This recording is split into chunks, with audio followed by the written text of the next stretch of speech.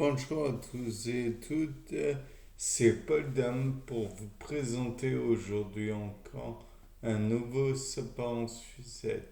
Et aujourd'hui, je me suis dit que les fourmis pouvaient éventuellement profiter du développement racinaire euh, des arbres, voire des plantes, pour finalement euh, créer leur cité et leur galerie, ainsi elles pourraient éventuellement, en entretenant les diverses racines, et donc en évitant les pourrissements et autres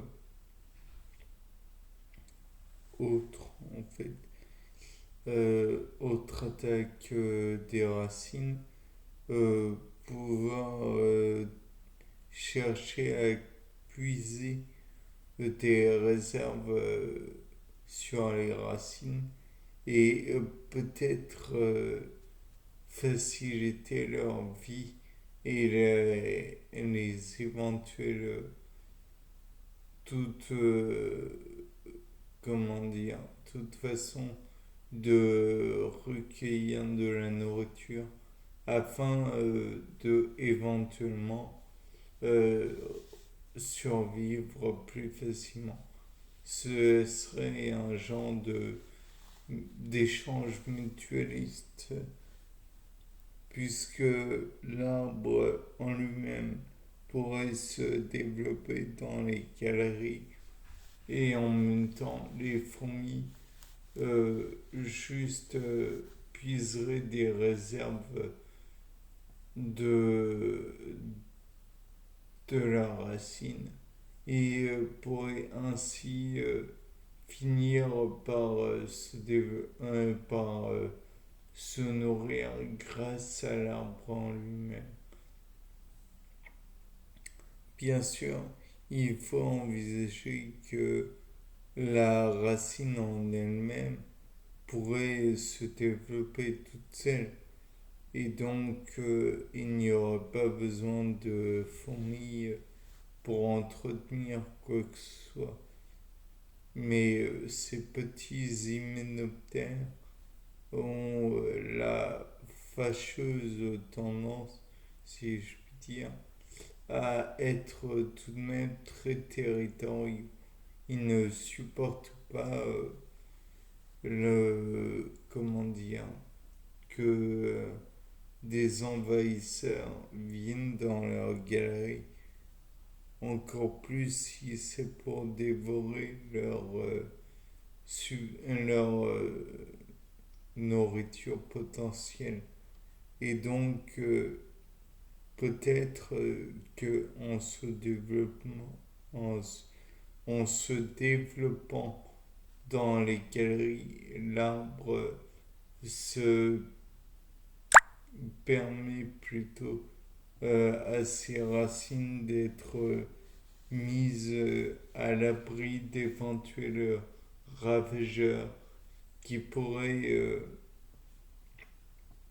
faire d'autant plus de dégâts et peut-être même pourrait, comment dire, euh, faire des blessures qui pourraient s'infecter et au lieu que la fourmi, elle fasse des blessures, puis les cicatrise grâce à la salive, le ravageur, lui, pourrait faire des blessures à la racine, mais empêcherait ou laisserait tout s'infecter, puisque ne prenons pas le temps de cicatriser la blessure ou empêchant même la blessure de se refermer pour faciliter un futur, comment dire, un futur ravage permettant une future, un futur repas. Le bol alimentaire du ravageur sera favorisé par le fait peut-être que que la plaie soit laissée à l'air libre, ou même peut-être en permettant la l'oxydation, ou le fait que des bactéries puissent se développer sur la plaie faite à l'endroit du végétal. Peut-être que cela va permettre de faire produire des substances ou alors de digérer celles qui sont présentes comme la cellulose. C'est beaucoup de glucose mais mis dans une chaîne. Peut-être qu'avec les bactéries qui vont se développer, ce glucose sera libéré plus facilement.